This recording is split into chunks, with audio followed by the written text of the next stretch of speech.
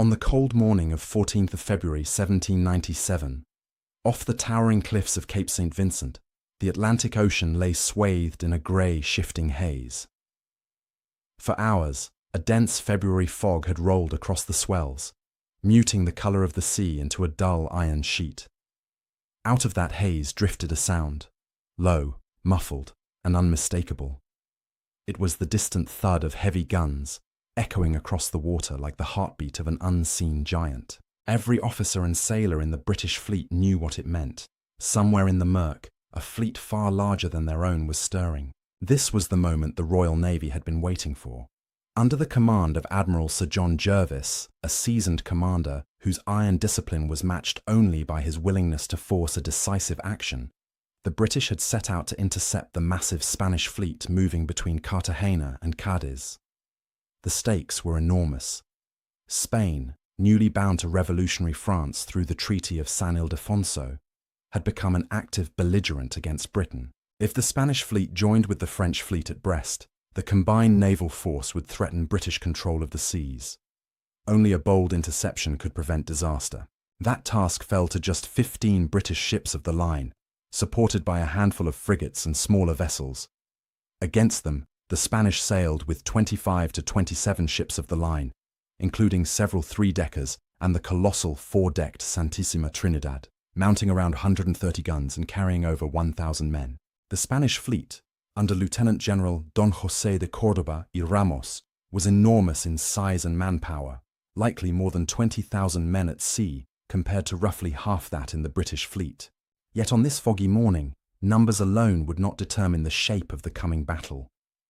What would matter was organization, discipline, and the ability to seize fleeting opportunities before the wind and fog reshaped the combat. And in this realm, Jervis possessed a critical advantage. For days he had been preparing. After withdrawing from the Mediterranean before Franco-Spanish pressure, he consolidated his forces at the Tagus. On 6th of February, he was reinforced by Rear Admiral William Parker's squadron, bringing him up to the 15 ships that now sailed at his command. His fleet, compact, well-drilled, and accustomed to his strict night orders, sailed in tight formation, even through poor visibility. In contrast, the Spanish fleet had been battered by storms and scattered by a fierce Levanta wind. Though Córdoba attempted to regroup, his forces remained strung out across miles of sea, some ships to windward, others to leeward, many only loosely organized into divisions. It was a fleet strong in numbers, but weak in cohesion. As dawn broke through thinning fog, the British officers atop their quarterdecks began to catch sight of shapes emerging from the haze. Massive silhouettes of enemy warships. For an instant, the mist parted enough for Captain Calder, Jervis's flag captain aboard HMS Victory, 100 guns, to make a count. He reported 27 ships of the line visible in dispersed clusters. Though the numerical disparity was daunting, Jervis was unmoved. He maintained his steady course, keeping his line compact and his formations fixed. His fleet was arranged to strike like a spear point. Leading ships such as Culloden, Blenheim, and Prince George stood ready to pierce deep into the enemy's disordered ranks, while the heavier three-deckers, including Victory, Britannia, Barfleur and Prince George, formed the spine of the British advance. The British sailors waited at their stations, surrounded by the sensory weight of imminent battle. The crisp smell of salt and the cold bite of the winter sea, mixed with the earthy scent of sand freshly spread across the decks to absorb blood and moisture. Gun crews adjusted tackles and priming tools, checking the great 32-pounder cannons that lined the lower decks, ready to unleash the thunder that would shake the morning apart. Overhead, the wind pressed against canvas as the British line advanced, disciplined, unwavering, and resolute. Through the fog, Spanish signals crackled across the air, drums beating, trumpets calling, and the deep boom of distant cannon salutes. Spain's fleet was attempting to form lines, but the weather and confusion rendered it a scattered archipelago of massive hulls.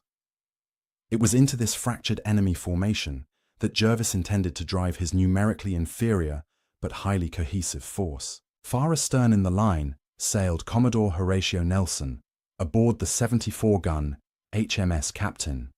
Though outranked and far from the vanguard of the British line, Nelson observed these early signs of Spanish disarray with growing intensity.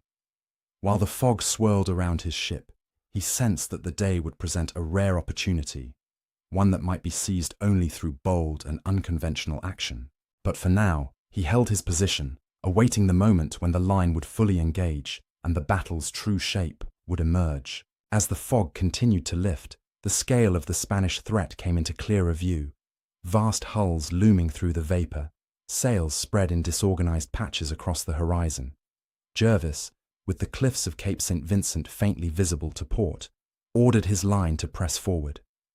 The British fleet, still tightly held in formation, was preparing to commit itself fully into the heart of the Spanish disarray. The stage was set. The fog was thinning. The guns were primed.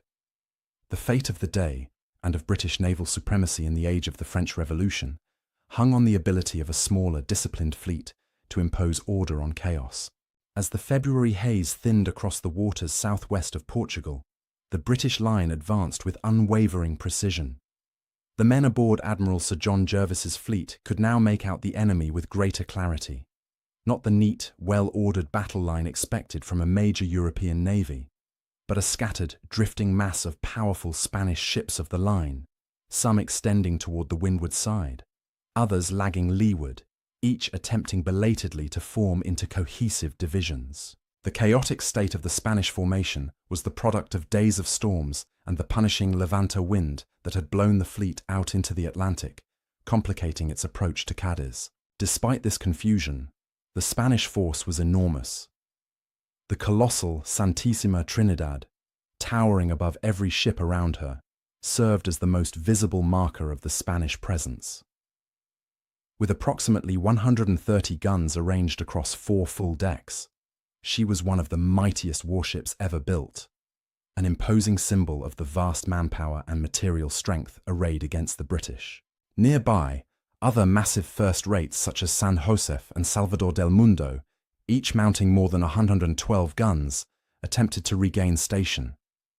The combined Spanish fleet represented a numerical superiority of nearly 2-to-1 in ships of the line, and perhaps greater than 20,000 men, an immense concentration of naval power adrift in the morning mist. Yet numbers alone could not offset the decisive advantage Jervis now pressed. His own fleet of 15 ships of the line was perfectly formed into a compact and exact line ahead, drilled relentlessly by his night orders.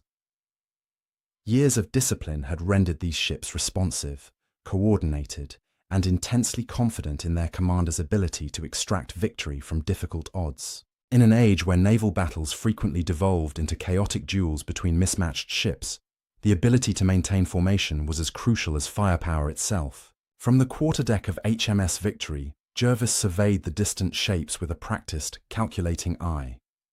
The Spanish groups were clearly divided, a weather division to the northwest, struggling against the wind to form a coherent line, and a leeward division trailing behind, separated by a broad, exploitable gap.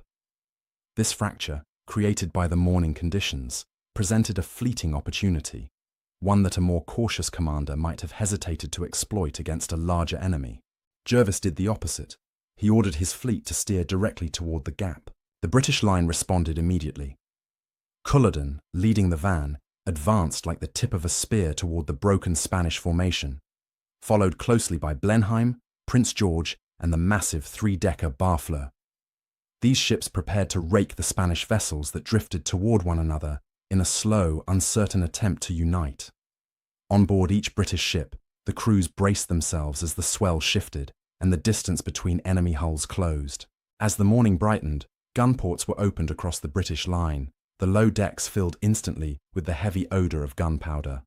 Lanterns flickered in the gun bays, illuminating the bronze and iron mouths of 32-pounder cannons prepared to unleash their first broadsides at the command of their captains.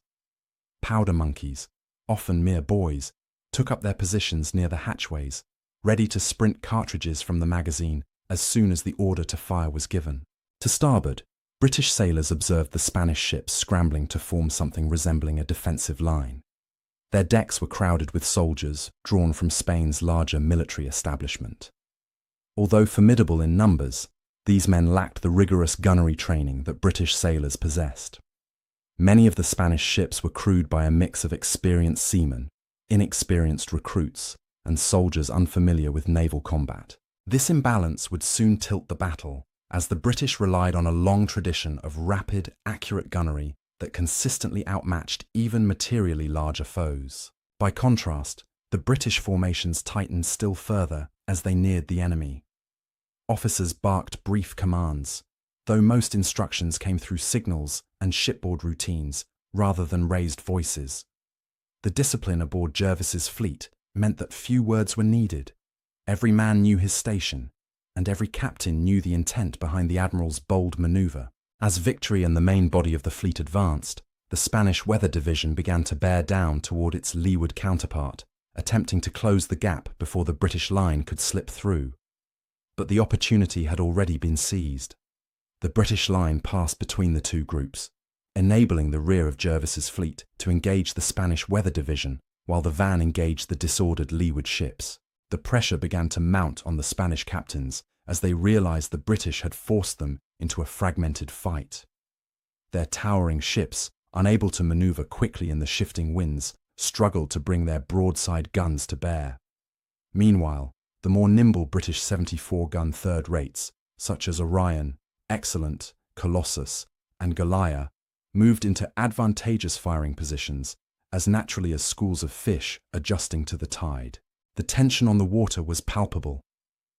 The British line was now perfectly poised, ordered, advancing, and ready to unleash controlled devastation on an enemy that had lost the initiative. The Spanish, grappling with confusion, were about to be struck at 2 points simultaneously.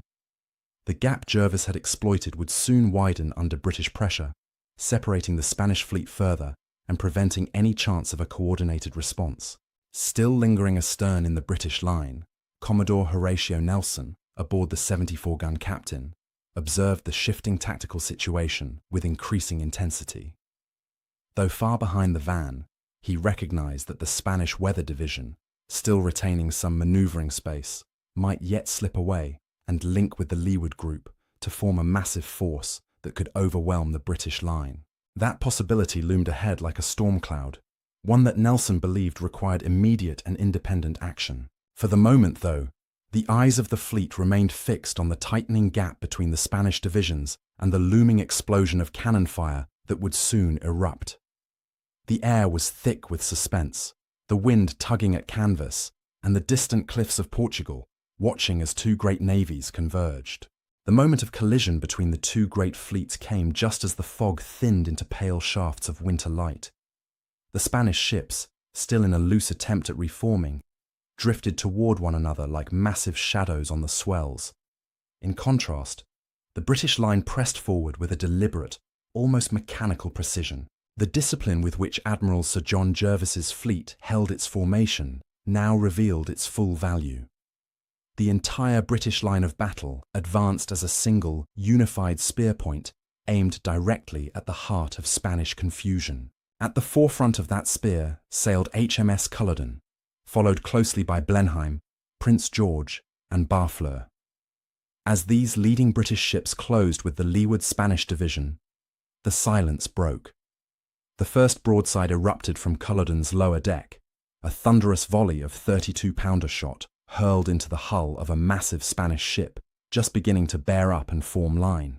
The concussion of that opening salvo rolled down the British line a moment later as each ship prepared to fire in sequence.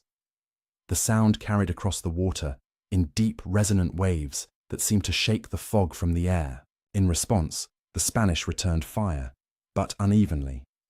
Some of their ships had not yet fully cleared their gun ports. Others fired hurried salvos that plunged into the sea, sending enormous plumes of spray skyward. The cracks of Spanish cannon echoed chaotically, lacking both rhythm and accuracy. British gunners, by contrast, had spent decades refining the art of rapid, controlled fire. They loaded double-shot charges into their guns at closer ranges, one round shot and one canister or bar, each blast inflicting punishing damage on the Spanish decks and rigging. As the British van pressed deeper, tearing into the fragmented Spanish formation, immense clouds of thick grey smoke billowed upward and clung to the sea in drifting curtains. Visibility dropped sharply, replaced by flashes of fire and the roar of cannon. The air grew heavy with the overpowering mix of gunpowder residue, charred wood, and salt spray. Splinters, deadly wooden shards launched by the impact of cannonballs, flew across decks like shrapnel, cutting through rigging, sailcloth, and flesh with equal ferocity.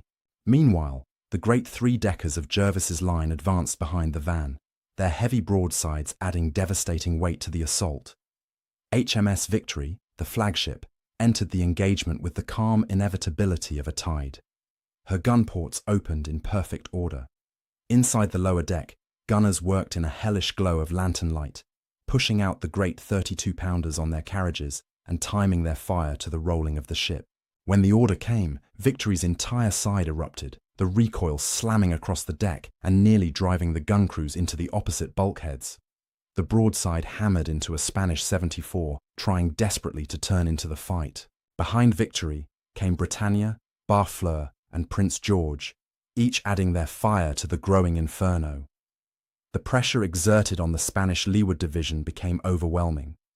Ships that had only moments earlier attempted to consolidate now staggered under the relentless weight of British fire. Hulls cracked open, sails caught fire, topmasts splintered and fell, dragging tangled rigging into the sea. And yet, amidst this chaos, the Spanish Weather Division still held potential danger.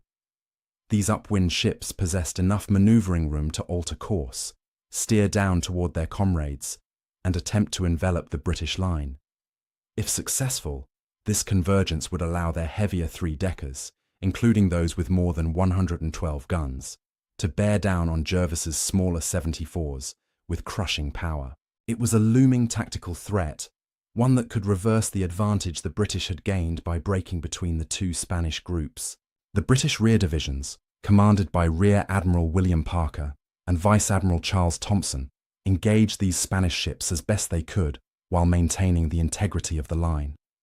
Ships like Orion, Blenheim, and Colossus maneuvered to block the Spanish advance, but the enemy still threatened to escape the fragmentation imposed by Jervis's initial move. It was at this moment, amidst drifting smoke, confused signals, and the thunder of broadsides, that Commodore Horatio Nelson, commanding the 74-gun HMS Captain, grasped the full danger.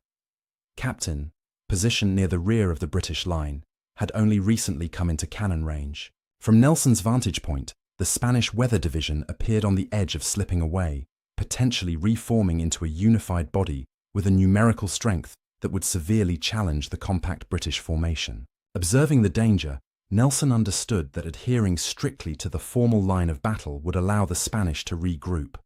The British van had inflicted immense punishment on the Leeward Division, but unless the weather group was held, the battle might yet turn in Spain's favour. In that realization, a critical spark of audacity ignited. Nelson made a decision that defied centuries of naval orthodoxy.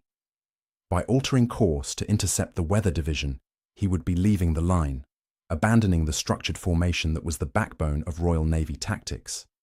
It was an action that risked both his ship and his reputation, for any officer who broke the line without orders could face severe punishment. But Nelson recognized that the battle itself demanded an immediate, unconventional response. He prepared to steer Captain straight across the path of the British line and into the teeth of the Spanish Weather Division. The ship's crew, sensing the shift in their course, braced themselves. They did not yet know the scale of the audacious maneuver Nelson intended, but they could see the enemy's looming hulls and the rising tension on the decks around them. The fog of war, literal and metaphorical, was thickening once again. The British line had struck with deadly precision, but the outcome of the day still hung in the balance.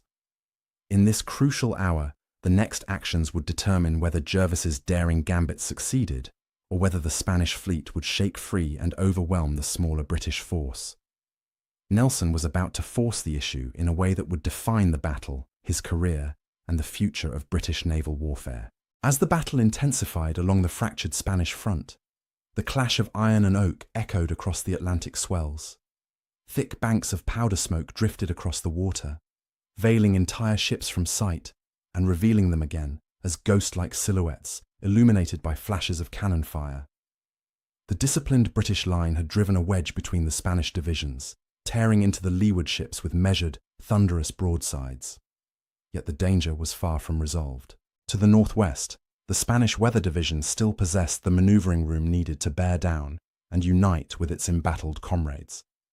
If allowed to regroup, the enormous numerical advantage of the Spanish fleet, 25 to 27 ships of the line, and over 20,000 men, could still turn the tide.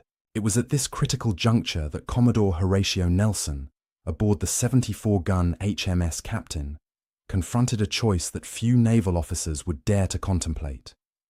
Positioned toward the rear of the British line, he had a vantage point uniquely suited to assess the shifting situation. Through the veils of smoke, he observed the Spanish weather division slipping slowly toward escape. Huge ships of the line, including heavy first rates, catching the wind and beginning to edge away from the converging British fire. If those ships escaped, they could later descend upon the British van in overwhelming force. If they rejoined the leeward division, the British line might suddenly find itself attacked on both sides. The bold insertion of Jervis's fleet into the Spanish Gap would become a trap for the aggressors instead of the defenders. Nelson recognized this with a clarity that struck him as sharply as any broadside. Remaining within the line would maintain textbook naval doctrine, but it would also allow the Spanish divisions the opportunity to reunite. That risk was unacceptable. Thus he made a decision that would forever distinguish him from his contemporaries. Nelson ordered the captain to turn out of the British line, an action strictly against conventional admiralty instructions. By leaving the line, he would expose his ship to isolated attack from multiple larger Spanish vessels. He would be acting without orders, but the tactical advantage to be gained was unmistakable. Nelson intended to position Captain between the weather division and their path of escape, blocking the attempt to join forces and compelling the Spanish to fight under conditions favorable to the British. As the helm shifted, Captain's bow swung toward the looming hulls of the Spanish three-deckers. Her sails flapped momentarily before filling with wind. The crew immediately sensed that something extraordinary was happening. Gun crews steadied their weapons in anticipation of the sudden and violent engagement that would follow. Marines on the upper deck fixed bayonets, their silhouettes cutting through the drifting fog like still figures painted against a storm. Captains surged forward, bearing down upon ships far larger and more heavily armed. Among them loomed the titanic Santissima Trinidad, a four-decked behemoth mounting around 130 guns and manned by more than 1,000 sailors and soldiers. Nearby, the imposing San Nicolas, San Joseph, and other ships of 112 guns maneuvered to repel the unexpected British intrusion. Seen from Captain's deck, their towering sides appeared like fortified cliffs, bristling with gun ports. Even with supporting fire from ships such as Culloden, Orion, and Blenheim, the danger was immense. Captain, a 74-gun third-rate carrying roughly 650 men, was about to engage in the naval equivalent of charging 3 fortresses at once. The first Spanish salvos crashed into Captain's hull, splintering oak and tearing through rigging. Shards of wood exploded across the gun decks in deadly sprays. Still, Nelson pressed forward. His ship's guns, loaded for close combat, roared back in thunderous retaliation. Double-shotted broadsides smashed into the sides of the larger Spanish ships at a proximity so close that the gunners could hear the cries of the enemy through the smoke. As Captain maneuvered between the giants, her rigging began to fail. Shots from Santissima Trinidad and the 2 massive first rates shredded sails and severed ropes. Captain's masts groaned under the strain. The deck became a chaos of debris, fallen spars, smoking splinters, and the wounded being carried below. Yet Nelson's determination was unshakable. His objective was not merely to inflict damage, it was to block the Spanish weather division and hold it in place until the rest of the British fleet could complete its crushing work to leeward. Every minute that Captain remained engaged, every broadside that prevented the Spanish ships from escaping downwind, contributed to the larger tactical picture that Nelson had grasped with instinctive clarity. Supported by intermittent fire from Culloden and Excellent, Nelson succeeded in forcing the weather division to halt and turn. Spanish captains, facing this aggressive incursion, found their maneuvering lanes constricted. The giant ships struggled to coordinate their responses, and their intended convergence on the leeward division faltered. The very risk Nelson had identified was now being neutralized, not through cautious adherence to formation, but through daring initiative. Still, the cost to Captain was severe. Her rigging hung in tatters. Multiple spars had fallen, and her ability to maneuver was now severely compromised. She drifted dangerously close to the shattered San Nicolas, a Spanish 80-gun ship already racked by British fire. Captain's crew braced as the two ships collided, their hulls grinding together in the smoke-filled chaos. It was here, amid this collision of timber and iron, that Nelson's audacity would be pushed even further, leading him toward one of the most astonishing feats of the age. Captain, battered almost to the point of disablement, now lay alongside a wounded Spanish ship and within reach of another. The thunder of broadsides gave way to the clash of close combat preparations as boarding parties mustered. The moment would soon come when Nelson would attempt an unprecedented act, one that would forever be immortalized as Nelson's patent bridge for boarding first rates. But for now, the battered captain clung to San Nicolas, and the Spanish Weather Division remained trapped by Nelson's aggression. The turning point of the battle had arrived, forged not by massed firepower alone, but by the resolve of a single ship and her commander to impose his will on a fleet twice the size of his own. The sea around HMS Captain had become a maelstrom of drifting smoke, shattered timber, and swirling spray. The cries of gunners, the groan of damaged masts, and the relentless thunder of cannon fire merged into a single overwhelming roar. Captain, her rigging shredded and her maneuverability all but destroyed, was now locked against the battered hull of the Spanish San Nicolas, an 80-gun ship that had already suffered under devastating British fire. The collision brought the two ships together with a grinding shudder, their yards and shrouds entangling in a chaotic mesh. Captain's deck bore the scars of her desperate advance. The fallen spars, torn canvas, and rising smoke all bore witness to the ferocity of the fight. Many of her guns were still firing, each blast sending shockwaves across the ship as crews worked frantically in the oppressive heat and smoke. Powder-stained sailors and marines stood ready along the bulwarks, sensing that the nature of the combat was about to change. The collision with San Nicolas had created a rare moment, one where the great guns could no longer decide the matter, and the next phase would be determined by close action. Across the narrow gap between the two great ships, the Spanish decks were visible through breaks in the drifting smoke. Splintered planks, fallen rigging, and the bodies of the wounded marked the path of British broadsides. Spanish soldiers, many drawn from regiments more accustomed to land warfare, attempted to regroup amid the wreckage. Their officers shouted instructions over the noise, urging them to repel the British ship now pressing alongside their own. But Captain had not come alone. The relentless fire from HMS Excellent, commanded by Captain Cuthbert Collingwood, had contributed significantly to the destruction of both San Nicolas and the massive San Joseph, a 112-gun ship looming just beyond her. Excellent's broadsides had crippled San Jose's maneuverability and killed or wounded many on board, including the Spanish Admiral Francisco Javier Windhuisen, who had suffered mortal wounds during the combat. By the time Captain collided with San Nicolas, both Spanish ships were badly damaged, their guns silenced or in disarray. Recognizing the opportunity, Nelson prepared to lead his men directly onto the deck of San Nicolas. There was no dramatic declaration, no shouted command intended for posterity, only the steady, determined motion of a commander who understood the strategic importance of the moment. The decision was made with the same clarity and audacity that had defined his earlier break from the line. If the Spanish ships could not be overwhelmed by gunfire alone, they would be taken by hand-to-hand assault. Boarding parties comprised of sailors and marines surged forward. Marines, equipped with muskets and bayonets, formed the first wave, ready to suppress any resistance from the Spanish tops or upper decks. Sailors armed with cutlasses, pistols, and boarding pikes followed close behind. Sand scattered across the decks helped them keep their footing as they climbed the gangways and scrambled through the shattered remains of the bulwarks. The scene on San Nicolas's deck was chaotic and brutal. Smoke clung to every surface, and the boards were littered with splinters and debris. The Spanish defenders, already disoriented by the broadsides from Captain and Excellent, struggled to mount a cohesive defense. British Marines established a foothold near the enemy's quarterdeck, firing into the dense haze to suppress resistance. Sailors poured over the railings behind them, securing the deck inch by inch through sheer weight and determination. As British forces gained control of San Nicolas's deck, another colossal shape drifted into them.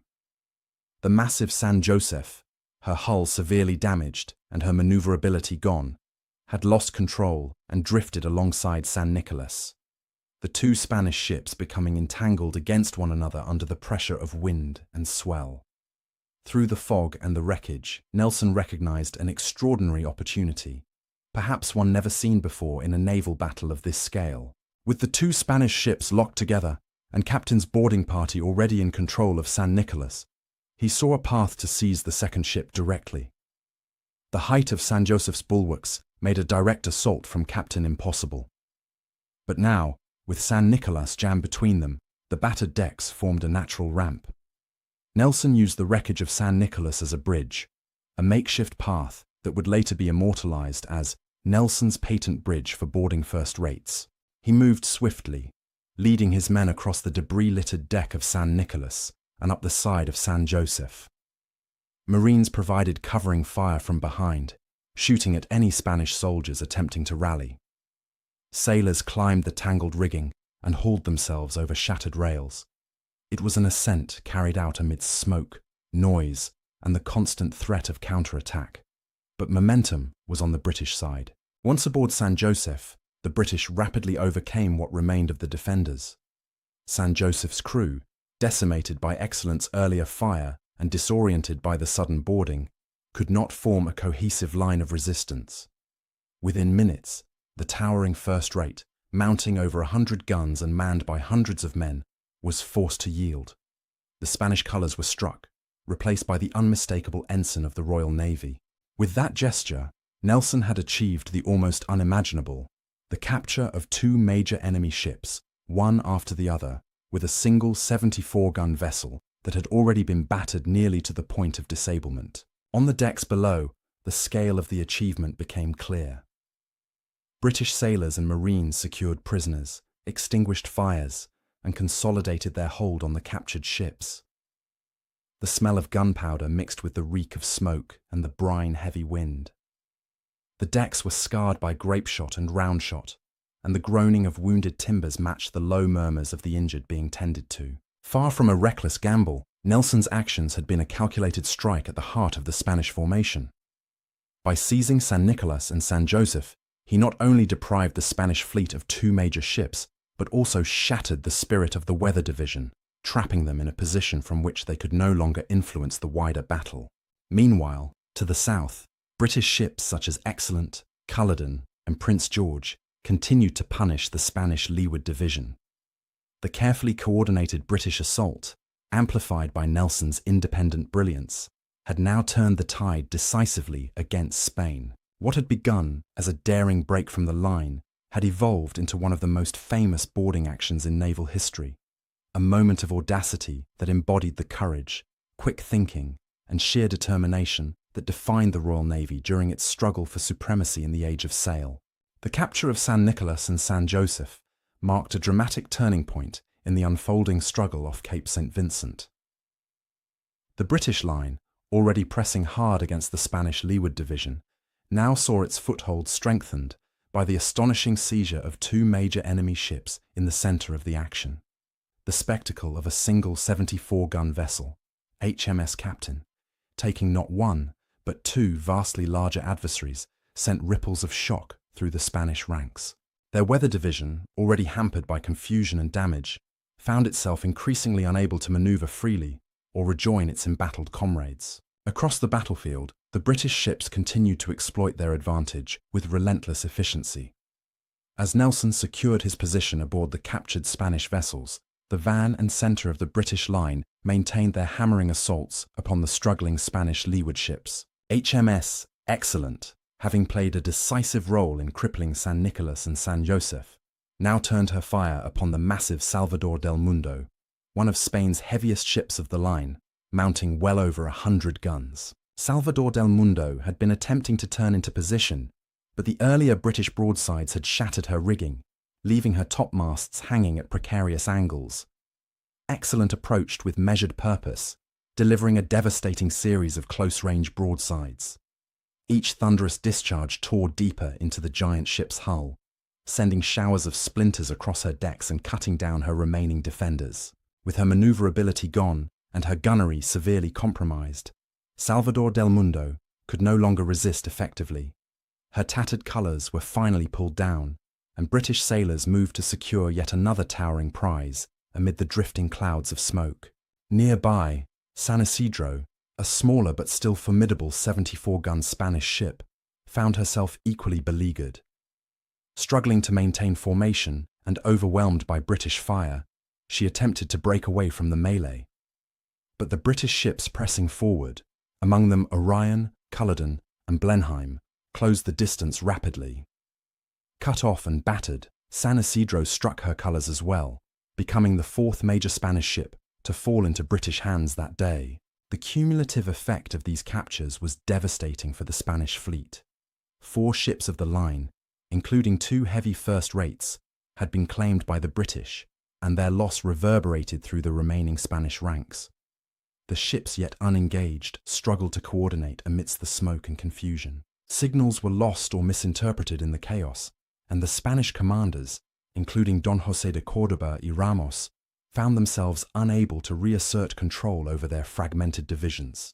The mighty Santísima Trinidad, despite her imposing size and formidable armament, was in no better condition.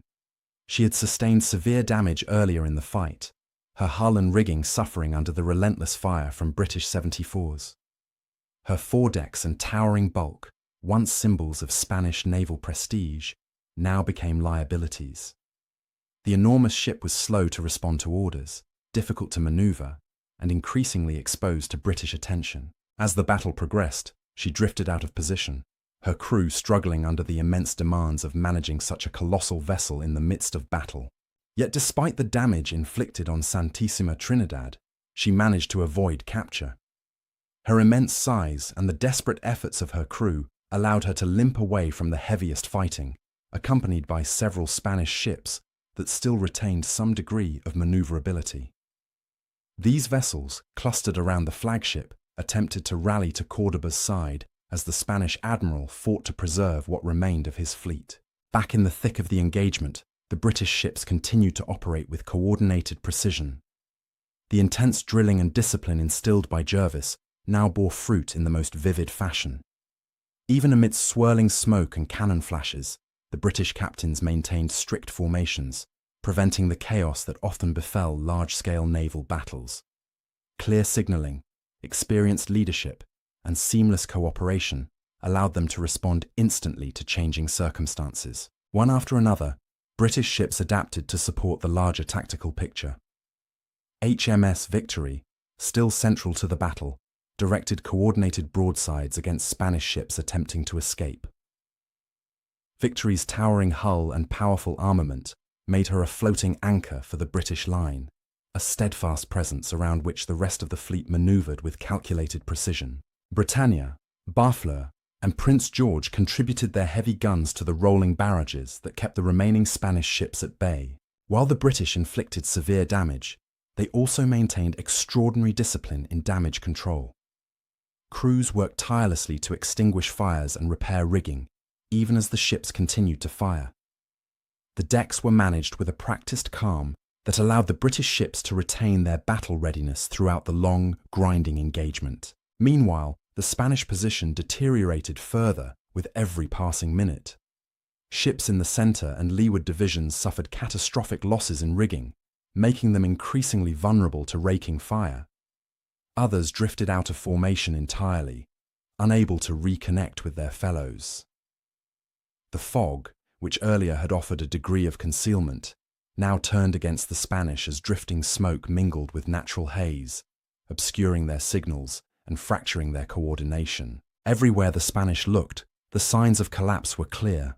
The capture of flagship-level vessels such as San Josef and Salvador del Mundo symbolized not just tactical defeat, but a psychological blow from which the fleet could not recover. Cordoba's attempts to restore order went unanswered. His divisions were scattered, his flagship battered, and his ability to control the field effectively lost. As the battle neared its climax, the British line, though strained in places, remained cohesive and unbroken. Nelson's daring maneuver had stopped the Spanish Weather Division from descending upon the British van, while the combined firepower of Jervis's main line shattered the cohesion of the Spanish Leeward Division. The hours of close combat, gunnery exchanges, and boarding actions had reshaped the battle from a contest of numbers into a demonstration of controlled aggression and tactical excellence. The Spanish fleet, once so intimidating in sheer size, was now in full retreat. Those ships still able to maneuver gathered around the damaged Santísima Trinidad and turned away from the British line, seeking the safety of distance and the hope of returning to Cadiz. The battle was all but decided. Amidst fires smouldering across captured decks, amid wounded sailors being tended below, and amid the acrid fog of lingering smoke, the British fleet stood triumphant. But while the day had been won through a combination of discipline, courage, and audacity, the battle's full reckoning and its strategic consequences were still to come. As the smoke of battle slowly thinned across the Atlantic swells, the full magnitude of what had occurred off Cape St. Vincent became clear. The Spanish fleet, though vast in number and formidable in appearance, was now in disordered retreat. Its surviving ships, including the battered Santísima Trinidad, limped away under tattered sails, accompanied by those vessels that still retained enough rigging and seaworthiness to escape the relentless British pressure. The day had seen the capture of 4 Spanish ships of the line: San Nicolas, San Josef, Salvador del Mundo, and San Isidro, each representing not just a tactical victory, but a symbolic blow to Spanish naval prestige. For the British fleet, battered but intact, the immediate aftermath was a scene of controlled activity. Captured ships required securing, fires extinguished, and wounded tended to. British sailors moved swiftly through the decks of the prizes, stamping out embers and cutting away damaged rigging. Surgeons aboard each ship of the line worked tirelessly through the evening, tending to both British and Spanish casualties. The lower decks were filled with the groans of the wounded and the steady motion of medical teams moving through cramped, lantern-lit spaces. Casualty figures reflected the intensity of the engagement. British losses, though modest relative to the scale of victory, still amounted to around 73 killed and 227 wounded, with HMS captains suffering some of the heaviest damage and casualties. Spanish losses were far more severe, totaling more than 430 killed, 850 wounded, and roughly 3,000 men taken prisoner, many of them now under guard within their own captured ships. The contrast between these figures illustrated the gulf in training, discipline, and tactical cohesion between the two fleets. On the decks of those 4 captured Spanish ships, British colours were raised. Their once proud hulls, now marked by the dark scars of close-range broadsides, had become monuments to the skill and tenacity of their captors. The success of the British boarding parties and the discipline of their gunnery crews had turned a day that should have favoured Spanish numbers into one that overwhelmingly favoured British resolve. Across the British fleet, amidst the bustle of post-battle labour, moments of profound pride and relief began to ripple through the ranks. The sailors knew what they had accomplished. Against nearly double their number, they had fought with precision, courage, and unwavering discipline. The victory was not merely tactical, it was monumental. It demonstrated once again the Royal Navy's ability to overcome numerical inferiority through the combined force of training, seamanship, and audacity. Among the officers who contributed to the victory, none would be more celebrated than Commodore Horatio Nelson. His extraordinary decision to break from the line and confront the Spanish Weather Division directly had prevented a disastrous regrouping. His subsequent boarding of San Nicolas and San Josef, culminating in the improvised bridge between the 2 Spanish ships, stood as one of the most daring actions in naval warfare. It was an achievement that electrified the fleet. Nelson, covered in powder smoke and exhausted from the exertion of battle, was summoned to HMS Victory after the engagement, where Admiral Jervis recognized the full significance of his actions. For Jervis himself, The victory represented the culmination of his strategic vision. Throughout the build-up to the battle, he had recognized that Britain's position in the Mediterranean and Atlantic required decisive action. With Spain now allied to revolutionary France, British naval dominance was under threat. Jervis's bold decision to intercept the Spanish fleet, combined with his strict insistence on precision and discipline within his own line, had prevented the union of the Spanish and French fleets. The consequences would be far-reaching. In London, news of the victory spread quickly, inspiring national pride at a moment when Britain faced constant pressure from French campaigns in Europe and the Mediterranean. Jervis was elevated to the peerage as Earl St. Vincent, an honour reflecting not only his command on the day, but his wider strategic importance. Nelson, too, was celebrated across the nation. His knighthood and rapid rise in prominence would set the stage for his later triumphs, culminating at Trafalgar. Strategically, the Battle of Cape St. Vincent reshaped the naval balance of the French Revolutionary Wars. For Spain, the defeat was catastrophic. Admiral Cordoba, whose fleet had been scattered and unable to form an effective line of battle, was disgraced and dismissed from service. The Spanish Navy, long considered one of Europe's great maritime powers, suffered a blow to morale and a significant reduction in fighting strength. Many of the captured ships, once symbols of Spanish might, would never return to active service under their original flag. Some would serve the Royal Navy, others would be dismantled after inspection revealed the extensive damage sustained during the battle. More importantly, the Spanish fleet's retreat to Cadiz effectively ended any possibility of coordinating with the French fleet at Brest. The loss of 4 capital ships and the crippling of several others meant that Spain could not project meaningful naval power in the near term. This outcome ensured British dominance in the Atlantic approaches and provided vital breathing room for British operations elsewhere. Yet the most profound consequence of the battle lay not in its immediate strategic fallout, but in what it revealed about the evolving nature of naval warfare. The battle demonstrated that bold initiative, executed within the framework of disciplined formation, could overcome greater numbers. It showed that a smaller, unified fleet could exploit the disorganization of a larger opponent through superior seamanship and the willingness to take calculated risks. Above all, it highlighted the centrality of leadership. Jervis's steady command and Nelson's daring assault combined to produce a result that neither approach, alone, could have achieved. The victory at Cape St. Vincent became a cornerstone of Britain's naval legacy, a testament to the power of preparation, the value of courage under fire, and the enduring importance of decisive action in the face of overwhelming odds. It inspired a new generation of naval officers, reinforced Britain's claim to maritime supremacy, and signalled to the world that the Royal Navy, though often outnumbered, would not be outfought. As dusk settled across the battle zone, the British fleet, still in formation, towing its captured prizes, turned away from the shattered remnants of the Spanish Armada. The smoke drifted off toward the Portuguese coast, and the sea, which had roared with fury throughout the day, now quieted into the muted rhythm of evening swells. On the horizon, the dim silhouettes of fleeing Spanish ships disappeared into the gathering night. Behind them, under British control, sailed 4 massive symbols of victory. Ahead of them lay a future shaped by courage, discipline, and the unwavering resolve of those who fought at Cape St. Vincent. In the days following the engagement off Cape St. Vincent, the British fleet made its way toward Lisbon, towing its captured prizes across the Atlantic swells. The battered hulks of San Nicolas, San Josef, Salvador del Mundo, and San Isidro drifted behind their captors, like enormous, humbled beasts subdued after a fierce struggle. Their splintered sides and blackened timbers bore silent witness to the violence of the battle, a testimony to the precision and ferocity of British gunnery and seamanship. For the sailors aboard the Royal Navy ships, the sight of these massive prizes trailing behind them was more than a symbol of victory.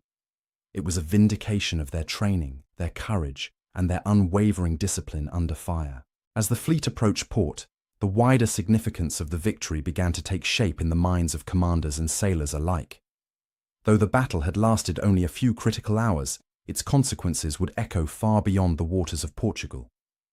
It had reversed a string of strategic challenges that had plagued British fortunes during the opening years of the French Revolutionary Wars. With Spain's entry into the conflict, Britain had faced a severe threat: the possibility of a united Franco-Spanish naval force capable of overwhelming the Royal Navy in the Mediterranean and the Atlantic. But the battle, under the resolute leadership of Admiral Sir John Jervis, had shattered that threat before it could materialize. For Jervis, the victory represented the culmination of sound planning, uncompromising discipline, and a willingness to engage a numerically superior enemy with controlled aggression. His insistence on tight formations, clearly defined night orders, and rigorous training had transformed his fleet into a cohesive force capable of independent initiative when conditions demanded it. The decision to drive between the Spanish divisions, exploiting their disarray and forcing an engagement on British terms, displayed strategic insight of the highest order. His reward, the title Earl St. Vincent, was both a personal honour and a recognition of the vital strategic service he had rendered to Britain. Yet it was Commodore Horatio Nelson whose actions would come to embody the daring spirit of the Royal Navy in this era. His choice to break from the line, a breach of conventional doctrine, had not only prevented the Spanish Weather Division from forming a united front, but had also set the stage for one of the most audacious boarding actions in naval history. The capture of San Nicolas and San Joseph, achieved using the wrecked upper deck of the former as a bridge, demonstrated not only his courage, but his ability to improvise under pressure with extraordinary clarity of purpose. Nelson's rise in fame following the battle was meteoric. Already recognized as a promising officer, his conduct at Cape St. Vincent marked him as a commander of exceptional daring and tactical brilliance.